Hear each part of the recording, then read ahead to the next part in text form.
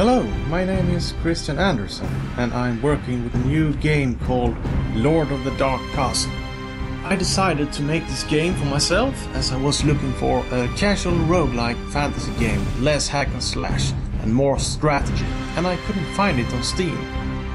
I want every fight to be important, and even a small rat should be dangerous in this game.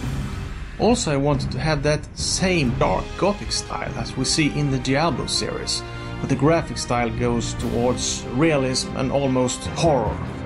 I want to battle the darkness, not some funny little cartoonish figures. Right now I'm in an intensive period where I try to add the last cool features that will make this a killer game, and to get some financing for improved graphics.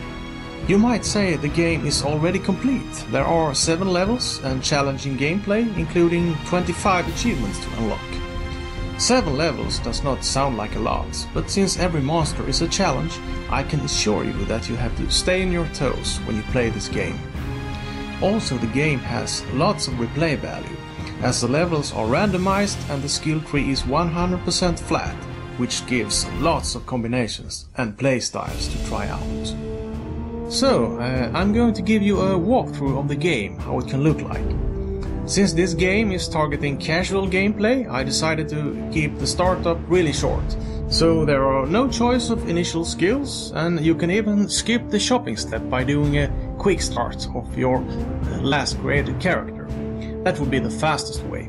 But here I'm going to show you a typical start. Just pick a character, select the difficulty, and visit the shop where you can buy a couple of items.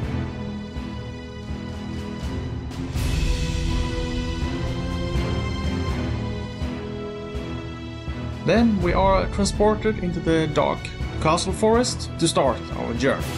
So this is a classical fantasy world, darkness to explore and treasures to find. Let's do some exploring.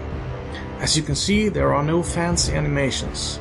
This is a retro-style game where the fun part lies in discovering new levels, monsters and a well-balanced yet difficult challenge. We are now in the castle forest, so typically we can encounter some animal monsters, but there are also humanoid monsters. Every monster has at least one special skill that can make them a challenge. There are also elite monster versions that often have 2 skills instead of just 1. If we're lucky, we can find gold to spend in the shops.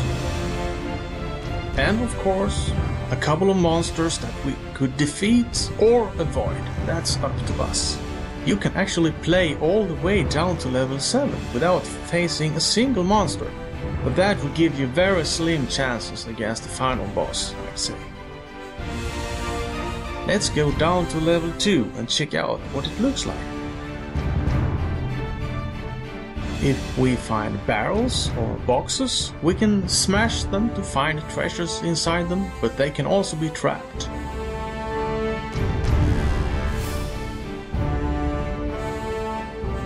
Here we have some dreaded master thieves. Thieves that can steal part of your equipment every time they attack you. And on hard and geek difficulty, they can even steal what you wear, including main hand weapons, so they are pretty annoying. I think that concludes this first demo of the game. I will be really happy to get your feedback on this game. Thank you very much for listening and good luck with the gaming.